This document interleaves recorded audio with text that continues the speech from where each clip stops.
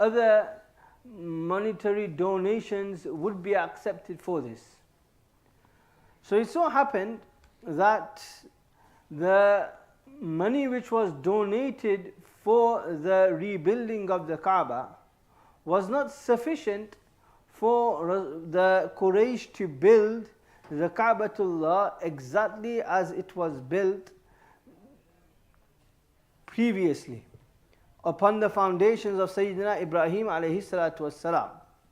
The foundations of Ibrahim alayhi salatu wassalam was such that there were two doors of the Kaaba. The doors were at floor level, ground level, and one door was on the side where it is currently next to the Hajar al-Aswad at floor level though. And the other door would be on the opposite side,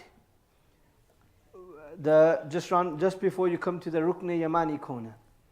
And those doors would be open and people would enter from one door to perform the ibadat within the Kaaba, and thereafter they will leave from the other door.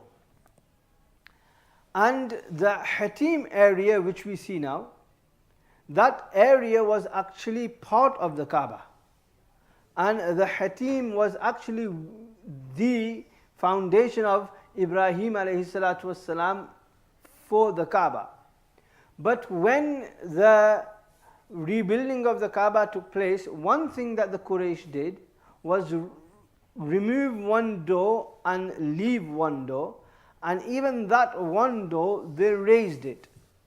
They raised it to the height of an individual, as you all know, those that have gone to the Ka'batullah and have been blessed with the opportunity to hold on to the foot of the door of the Kaaba, then they know that it's quite high. And the reasoning and their wisdom behind this was that only those people will enter the Kaaba whom we permit, nobody else. And the other thing was that the donations that came were obviously not sufficient. Because they were insufficient, what they did is they downscaled the size of the Kaaba. And to show that the Hatim was also part of the Kaaba, they actually made that boundary there so that everybody knows that this is actually part of the Kaaba. That is why when performing tawaf, a person cannot cut through the Hatim and perform the tawaf. A person will have to go around the Hatim, because the Hatim was originally part of the Kaaba. Rasulullah sallallahu alaihi wasallam, when Makkah Mukarramah was liberated in the 8th year of Hijrah, then Sayyidah Aisha radiyallahu ta'ala anha came to Rasulullah sallallahu alaihi wasallam. Later, when Rasulullah sallallahu alaihi wasallam went for Hajjatul Wada, and Rasulullah sallallahu alaihi wasallam, if I recall at that time, or maybe it might be at the time of Fatih Makkah, Rasulullah sallallahu alaihi wasallam was approached by Sayyidah Aisha radiyallahu ta'ala anha, and Sayyidah Aisha radiyallahu ta'ala anha, if I recall correctly, it was Hajjatul Wada, that she came to Rasulullah sallallahu alaihi wasallam and said that, Ya Rasulullah, I made a promise to Allah, I made a vow, and the vow was that if Allah subhanahu wa ta'ala blesses you with the liberation of Makkah Mukarramah, and Makkah Mukarramah comes under the control of the Muslims, then I will go inside the Kaaba and perform 2 rakats.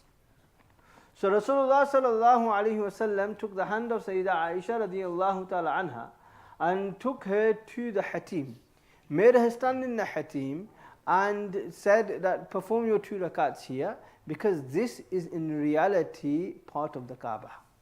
So when you stand here and you perform your 2 rakats, then in reality you are standing in the Kaaba and performing the salat. And in a way, this was also the hikmah of Allah subhanahu wa ta'ala. Like, can you imagine nowadays everybody trying to get into the actual Kaaba?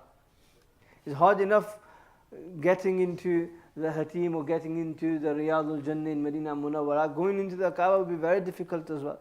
So Allah subhanahu wa ta'ala has made it easy that anybody can go into the Hatim and perform their 2 rakats there. And if the Hatim had been part of the Kaaba in actual construction, then according to the current construction, the door would have been closed, the Hatim would have been closed, and nobody would be able to go into the Kaaba and perform their 2 rakats. So this is also a blessing of Allah subhanahu wa ta'ala. It so happened that Sayyidah Aisha radiallahu ta'ala anha narrated this hadith and this incident to her beloved nephew Abdullah ibn Zubair radiallahu ta'ala anhu. Abdullah ibn Zubair radiallahu ta'ala anhu then, when he heard this hadith, so Sayyidah Aisha radiallahu ta'ala anha, when she mentioned this and Rasulullah sallallahu alaihi wasallam replied in that manner, Rasulullah sallallahu alaihi wasallam said that if it wasn't for the people being very new to Islam, then I would have reverted the Kaaba back to its original foundations. But because if I do this now, then the people will think that look what he's doing. He's just taken over Makkah Mukarramah and now he's trying to completely destroy the heritage of the Kaaba and the legacy of our forefathers, and he would have created a commotion. So Rasulullah sallallahu alaihi wasallam took into consideration the sentiments and the feelings of the people of Quraysh and his community. So this is something which we also need to understand, that if we're in a position of authority, then we need to take into consideration the feelings of others and the sentiments, and until they are not fully understanding and they don't accept your authority fully, then one should not at that moment in time just come with all guns blazing and try to make this X, Y and Z. No, they need to take into consideration the sentiments of the people. So Rasulullah sallallahu alaihi wasallam, I can't do it, nobody would stop me, but it would create that doubt and create that confusion amongst the masses that look at what he's doing. So that is why I'm just leaving it for now. If Allah prolongs my life later, then inshallah, I may do it. So Rasulullah sallallahu alaihi wasallam wished to, but he didn't. This riwayah was then narrated to Sayyidina Abdullah ibn Zubair radiyallahu ta'ala anhu. Sayyidina Abdullah ibn Zubair radiyallahu ta'ala anhu had the rule of the area of Makkah Mukarramah and Hijaz, Medina Munawwara, etc. after the time of Sayyidina Muawiyah radiyallahu ta'ala anhu. So at that time, Sayyidina Abdullah ibn Zubair radiyallahu anhu decided that let me build the Kaaba according to the original foundations of Sayyidina Ibrahim alayhi salatu wassalam. So he built the Kaaba according to his original foundations. And it so happened that after a while, a bit of a skirmish took place between Hajjaj bin Yusuf and Abdullah ibn Zubair radiyallahu ta'ala anhu, and in which Abdullah ibn Zubair radiyallahu anhu became shaheed as well. And parts of the Kaaba was also destroyed. Within the Kaaba, the walls, certain walls of the Kaaba were broken. Within the Kaaba, there were the horns from the ram granted to Ibrahim alayhi salatu wasalam to slaughter in lieu of Ismail alayhi salatu wasalam. So that ram which came down from Jannah, the horns of that ram were actually in the Kaaba up until the time of Rasulullah sallallahu alaihi wasallam, even after, during the time of Abdullah ibn Zubair radiyallahu anhu. But it so happened to be destroyed during this skirmish which took place between Hajjaj, because Hajjaj threw fireballs and he catapulted them across into the Makkah Mukarramah, which then damaged the construction of the Kaaba. So then, when this occurred, then the governor of that time, he decided that look, Abdullah ibn Zubair changed the Kaaba from its construction and its foundations to this. So let us revert it back to what it was when the Quraysh made it. So then they reverted it back again to the time according to the foundation of the Quraysh and kept out the Hatim again. Thereafter, Harun al-Rashid, after a few years when the Khilafat moved from the Umayyads to the Abbasids, and then Harun al-Rashid became Khalifa. Then Harun al-Rashid was a very intelligent individual. He had a lot of zeal for ilm, knowledge, for deen, for the ulama. He had a lot of reverence and respect for them as well. So he consulted Imam Malik rahimahullah ta'ala, who was the authority in the area of Hijaz. And he was the biggest authority in Medina Munawwara specifically. So he wrote a letter to Imam Malik rahmatullahi alayhi, and in this letter he said that we know of the situation of the Kaaba, that the original foundations of Ibrahim alayhi salatu wassalam were not fulfilled. Therefore the Hatim area was left out. Abdullah ibn Zubair reverted it back to the original foundations, but then Hajjaj didn't like it, so then he reverted it back to the foundation of the Quraysh. So I am the Khalifatul Muslimin at this moment in time. If you permit me, then I can revert it back to the original foundations of the Quraysh. So at that moment, Imam Malik rahimahullah ta'ala gave a very beautiful reply.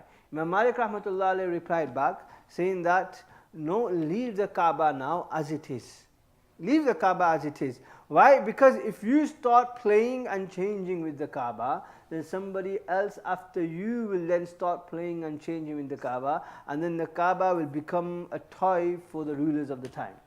Somebody will say, I didn't like what Harun did, so let's change it back. Somebody will say, I didn't like what that person did, and then change it back. So just leave it as it is. So since that time, the Kaabatullah has been on the foundations as it is, and up until now it remains. Yes, certain obviously renovations, etc. has taken place. There were certain pillars during the time of there were 6 pillars within the Kaabatullah during the time of the Quraysh, but if I recall correctly, I think there's only 3 pillars currently within the Kaaba. And so slight modifications have taken place within the Kaaba in terms of obviously they marbled everything inside as well, made it a bit more secure, etc. But the actual foundations of the Kaaba remain the same. Nevertheless, this was an important incident during the time of Rasulullah sallallahu alaihi wasallam prior to be granted prophethood. Thereafter, Rasulullah sallallahu alaihi wasallam within a short amount of time was going to be granted prophethood by Allah subhanahu wa ta'ala. So now the people were going to be blessed with nubuwwah after a very, very long time, especially the people of Hijaz. The people of Hijaz, the people of the Arabian Peninsula, they hadn't seen a Nabi since Ismail alayhi salatu wassalam. Allah subhanahu wa ta'ala says, لِتُنذِرَ قَوْمًا مَا أَتَاهُم مِّن نَذِيرٍ مِّن قَبْلِكَ, that you have been sent so that you can warn the people who have not had a Nabi come to them before you, meaning since Ismail alayhi salatu wasalam, nobody has come to them as a prophet. So the people of Hijaz hadn't been blessed with a prophet since the time of Ismail alayhi salatu wasalam. The general people, the entire humanity, hadn't been blessed with a prophet since the time of Isa alayhi salatu wasalam, which was nearly coming to 600 years or even more, 610 years approximately. So a long time had passed where the silsila of nubuwwah had stopped and ceased. The wahya and the revelation from Allah subhanahu wa ta'ala has ceased. Jibreel alayhi salatu wassalam was no longer coming with the message from Allah subhanahu wa ta'ala. So 600 years had passed since no wahi had come down. And if you look at the people of Arabia specifically, then many centuries, even millennia had passed since a particular Nabi had come. So obviously Allah subhanahu wa ta'ala now wanted to prepare the people for this nubuwwah as well. That nubuwwah is coming, you be prepared as well. And Rasulullah sallallahu alaihi wasallam also was getting prepared for the actual nubuwwah as well. And inshallah, how this happens, inshallah we'll discuss next week, that whether the basharats and the glad tidings of Rasulullah sallallahu alaihi wasallam and the irhasat as they are called, meaning as you can call like the mu'jizats prior to nubuwwah. So any mu'jiza after nubuwwah is called a mu'jiza. And anything which would take place, something supernatural by Rasulullah sallallahu alaihi wasallam or related to Rasulullah sallallahu alaihi wasallam prior to Nubuwah, because he wasn't a Nabi, you don't call it mu'jiza, it is called irhasat. Okay, so these irhasat, inshallah, we shall discuss them as well over next week, inshallah. And also the condition of the people of that time in terms of the belief. We have discussed it slightly, but I want to just mention a few points regarding the certain individuals who during that time were muwahhidun, who were those who believed in monotheism and who believed in only Allah subhanahu wa ta'ala and were not polytheists, and certain characteristics of Rasulullah sallallahu alaihi wasallam prior to granting nubuwwah. Inshallah, this we shall discuss over the next few weeks. Allah subhanahu wa ta'ala grant us the ability to value the personality of Rasulullah sallallahu alaihi wasallam, and Allah subhanahu wa ta'ala keep us connected to Rasulullah sallallahu alaihi wasallam, give us the true love of Rasulullah sallallahu alaihi wasallam, and allow us to follow in the footsteps and according to the sunnah of Rasulullah sallallahu alaihi wasallam. Wa akhiru da'wana alhamdulillahi rabbil alameen. بسم الله الرحمن الرحيم. سلام على عباده الذين اصطفى سلام على المرسلين. اللهم صل على محمد وعلى آل محمد وأنزل المقعد المكرم عندك. اللهم رب هذه الدعوة القائمة والصلاة النافعة صل على محمد وارض عني لا تسقط بعده أبدا. اللهم صل على محمد عبد ورسول وصل على المؤمنين والمؤمنات والمسلمين والمسلمات. اللهم صل على محمد وعلى آل محمد وبارك على محمد وعلى آل محمد وارحم محمدا وآل محمد كما صليت وباركت ورحمت على إبراهيم وعلى آل إبراهيم إنك حميد مجيد.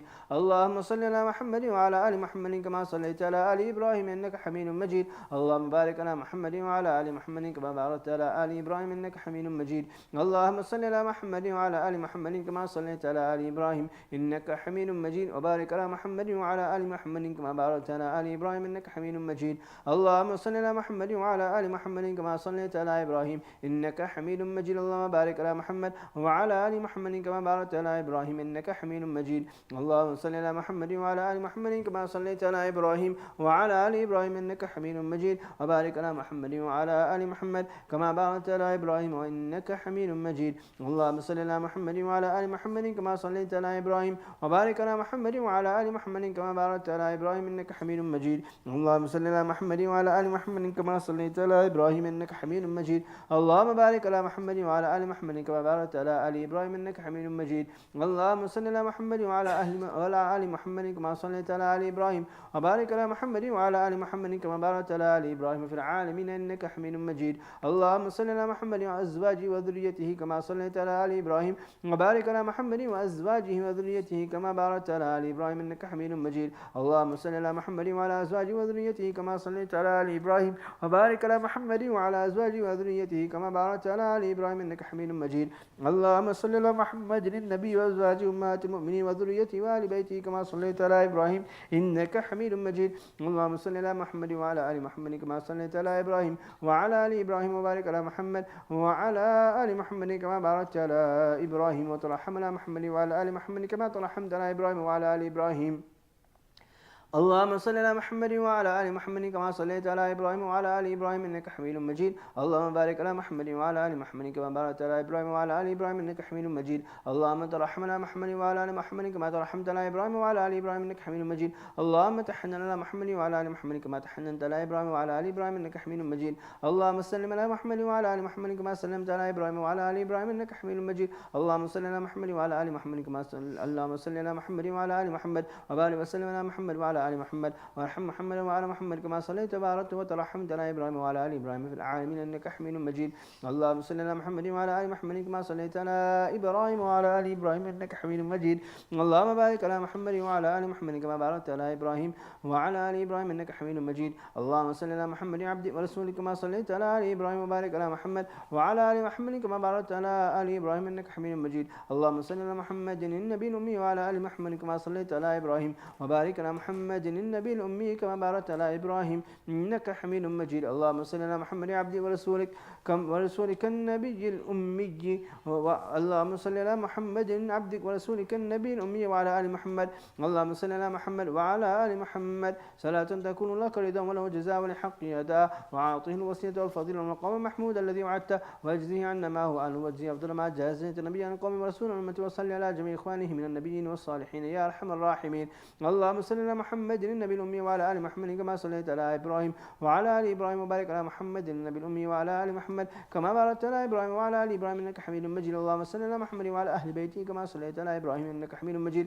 اللهم صل علينا معهم. اللهم بارك على محمد وعلى أهل بيته كما باركت على إبراهيم إنك حميد مجيد. اللهم بارك علينا معهم صلوات الله وصلوات المؤمنين على محمد النبي الأمي. اللهم اجعل صلواتك ورحمتك وبركاتك على محمد وعلى آل محمد كما جعلت على آل إبراهيم إنك حميد مجيد. وبارك على محمد وعلى آل محمد كما باركت على إبراهيم وعلى آل إبراهيم إنك حميد مجيد. وصلى الله على النبي الأمي. التحيات لله والصلوات والطيبات. السلام عليك أيها النبي ورحمة الله وبركاته. السلام علينا وعلى عباد الله الصالحين. أشهد أن لا إله إلا الله وأشهد أن محمدا عبده ورسوله. التحيات الطيبات والصلوات لله. السلام عليك أيها النبي ورحمة الله وبركاته. السلام علينا وعلى عباد الله الصالحين. أشهد أن لا إله إلا الله وأشهد أن محمدا عبده ورسوله. التحيات لله الطيبات الصلوات لله. السلام عليك أيها النبي ورحمة الله وبركاته. السلام علينا وعلى عباد الله الصالحين. أشهد أن لا إله إلا الله وحده لا شريك له وأشهد أن محمدا عبده ورسوله. التحيات البركات الصلوات الطيبات لله. السلام عليك أيها النبي ورحمة الله وبركاته. السلام علينا وعلى عباد الله الصالحين. أشهد أن لا إله إلا الله وأشهد أن محمدا عبده ورسوله. بسم الله بالله. التحيات لله والصلوات والطيبات. السلام عليك أيها النبي ورحمة الله وبركاته. السلام علينا وعلى عباد الله الصالحين. أشهد أن لا إله إلا الله وأشهد أن محمدا عبده ورسوله. أسأل الله الجنة وأعوذ بالله من النار. التحيات لله الزاكية لله الطيبات الصلوات لله. السلام عليك أيها النبي ورحمة الله وبركاته. السلام علينا وعلى عباد الله الصالحين. أشهد أن لا إله إلا الله وأشهد أن محمدا عبده ورسوله. بسم الله بالله خير اسماء. التحيات الطيبات الصلوات لله. أشهد أن لا إله إلا الله وحده لا شريك له وأشهد أن محمدا عبده ورسوله. الرسول بالحق بشير ونذير وأن الساعة آتية لا ريب فيها. السلام عليك أيها النبي ورحمة الله وبركاته. السلام علينا وعلى عباد الله الصالحين. اللهم اغفر لي واهدني. التحيات الطيبات والصلوات وملك لله. السلام عليك أيها النبي ورحمة الله وبركاته. بسم الله. التحيات لله الصلوات لله الزاكيات لله. السلام على النبي ورحمة الله وبركاته. السلام علينا وعلى عباد الله الصالحين. شهدت أن لا إله إلا الله. شهدت أن محمدا رسول الله. التحيات الطيبات الصلوات الزاكيات لله. أشهد أن لا إله إلا الله وحده لا شريك له وأن محمدا عبده ورسوله. السلام عليك أيها النبي ورحمة الله وبركاته. السلام علينا وعلى عباد الله الصالحين. التحيات الطيبات الصلوات الزاكيات لله. أشهد أن لا إله إلا الله وأشهد أن محمدا عبد الله ورسوله. السلام عليك أيها النبي ورحمة الله وبركاته. السلام علينا وعلى عباد الله الصالحين. التحيات الصلوات لله. السلام عليك أيها النبي ورحمة الله وبركاته. السلام علينا وعلى عباد الله الصالحين. التحيات لله الصلوات الطيبات. السلام عليك أيها النبي ورحمة الله. السلام علينا وعلى عباد الله الصالحين. أشهد أن لا إله إلا الله وأشهد أن محمدا عبده ورسوله. التحيات المباركات الصلوات الطيبات لله. السلام عليك أيها النبي ورحمة الله وبركاته. السلام علينا وعلى عباد الله الصالحين. أشهد أن لا إله إلا الله وأشهد أن محمدا رسول الله. بسم الله والسلام على رسول الله. يا رب صل وسلم دائما أبدا على حبيبك خير الخلق كلهم. سبحانك اللهم وبحمدك أشهد أن لا إله إلا أنت أستغفرك اللهم وأتوب إليك.